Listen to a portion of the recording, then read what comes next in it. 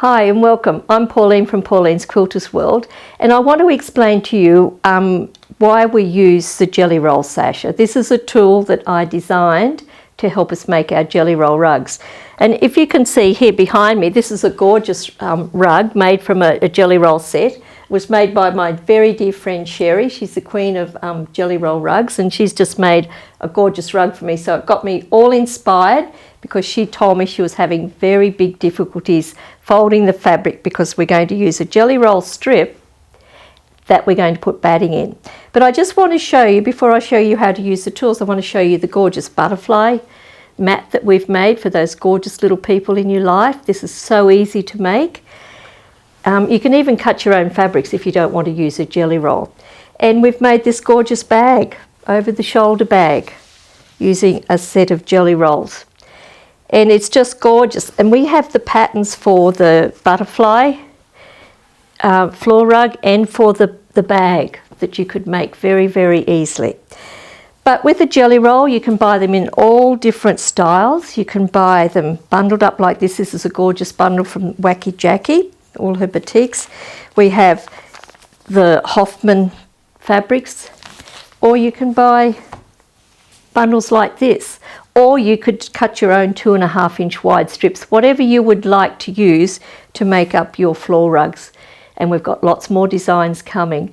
So I'm now going to show you how we use the tool and why I use the Superior Titanium top stitch needles, because when we're stitching we don't want our zigzag stitch to skip, and these needles help penetrate through all the thickness.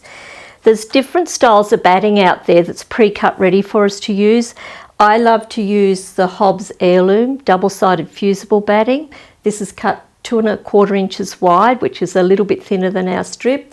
Or I like to use the rainbow cotton batting. So you've got your choice of which ones you would like to use. They're both great, but the fusible one just allows me to get it through the machine a lot quicker and neater. So we'll show you now how to use the tools and how we go to our sewing machine to sew it all together. We've now got our jelly roll strips ready, but you have to decide if you're going to do a rug like the butterfly rug, you're just going to leave them as a long strip. If you're going to make the bag or the round rug or an oval rug, you'll have to join all the strips together, and you will join them on a 45-degree angle, like I have here. You'll cut the angle. You'll use a 1/4 inch seam to sew across here. Press that seam in the direction you're going to be putting the fabric into the tool. So I'm pressing it to my left, so just press that flat.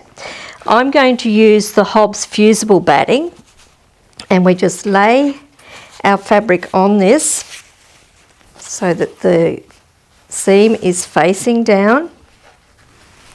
We'll just put it through this way. Put the batting down onto your ironing surface. You'll have a little piece either side exposed because the batting is only 2.25 inches wide.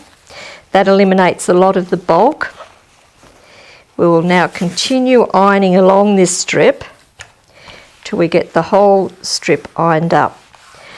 And the batting doesn't stick to your ironing surface, which is really nice. It's just going to stick on the side that you're putting the heat on. But if you're not going to use the fusible batting, you wouldn't be doing this step. You'd be just going straight to your machine and starting to sew, and we'll explain that as we go to the sewing machine. So we've now got that all lined up. We'll come back, we'll fold each side in till it meets.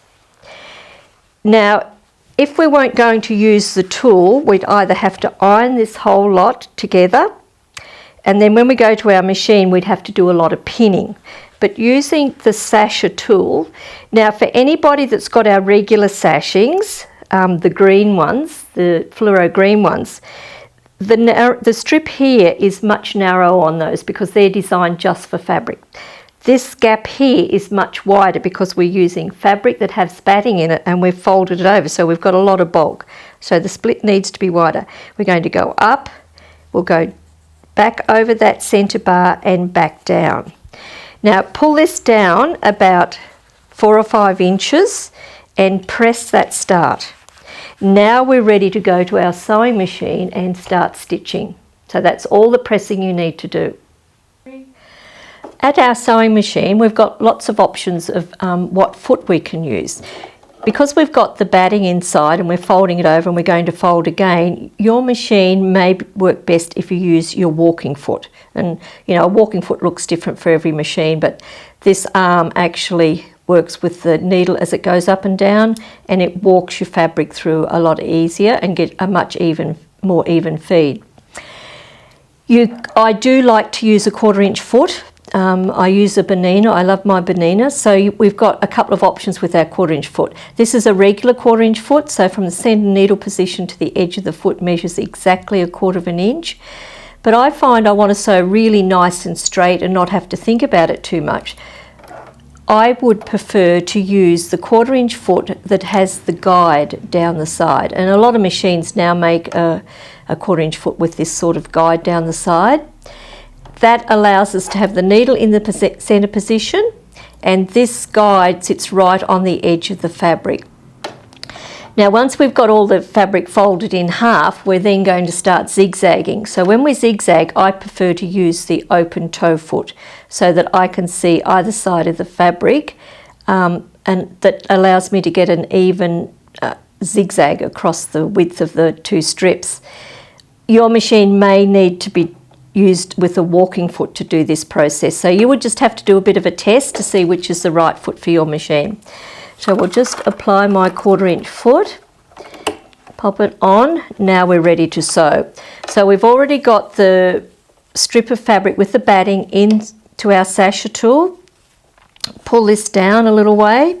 We're going to put this under the foot of the machine, but before we put it under, we're going to fold this strip in half. So we just fold it in half. Put the edge of the fabric right against the edge of that guide on the foot. Put your needle in the down position. Now if you have a button on your machine that has a button that you can press for the needle to stay down, do press that button. That way it will stay down all the time. Fold the fabric over a bit more. I'll just fold this over. Try and get it as centered as you can. We'll pull this down because the needle and the foot is now anchoring the end of the fabric. Pull this down. You can notice we've got our join here. The tool will just pull across that join beautifully. Pull it down about 8 inches, fold over, and then we're ready to start stitching. So just keep that fabric up against the side of that foot. That will allow you to get it very even, and you'll do a lovely straight row of stitching. You'll have to stop often to keep folding, but that's fine. Just take your time. When you get down close to the tool, you will stop with the needle in the down position and fold in and in on both sides.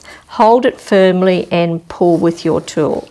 That just eliminates all the pressing, all the pinning or the clipping that we normally have to do. And the tool just makes it so much quicker and easier. And because we're getting a nice even fold, your rug is going to sit so much flatter. So just keep folding and pulling. And you just keep going along till you get all of those strips stitched together. When you've got all your stitching done, you know, close to that edge all the way through, we're ready now to start making it up. If you're going to be doing like the bag or the oval rug, it can be very difficult around here. So get your string that you've made, roll it into a ball. This will be much easier to sit in your lap at the sewing machine. Otherwise you've got it everywhere. But trying to get it nice and even around here and get your fingers in under the machine to get this all happening can be quite difficult. For when we do it here, we like to use the Roxanne glue basted, and we just put little tiny dots of glue along the edge. Just little tiny dots of glue, you don't need much. And you might be best doing this at your ironing board, because it's best if as we curl this around, just press it with a hot iron. I'm just going to finger press now to save getting up from the machine, but just finger press it with the machine, and just keep gluing till you do about the first round or so. That way it's going to hold, so when you put it under the foot of the machine to do your zigzag, you're not going to have to get your fingers in there to try and manipulate as you come around the curves. The glue will hold it for you, and you're just going to zigzag an even stitch across either side. That way you'll get that nice and even around there. And it is tricky, it's not easy, but just take your time. And as you start coming around with your oval or your circle, just keep an eye that it's not stretching. And that's another reason why I like the Hobbs fusible batting, because it doesn't stretch as much as some of the other battings, and they'll sit much flatter. But if you see it starting to stretch and get out of shape a bit, just stop, spray it with water, and then press it with a hot iron. That will help settle it down, ready for you to continue going. And just keep an eye on it as you go. And I think you'll really enjoy making some style of a bag or a rug using your leftover fabrics or your jelly roll. So join us for more of our wonderful videos, and we'd like you to subscribe to our email newsletter or to our YouTube channel.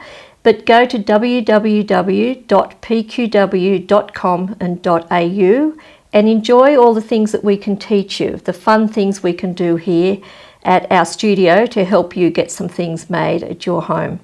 So enjoy. Until next time, cheers.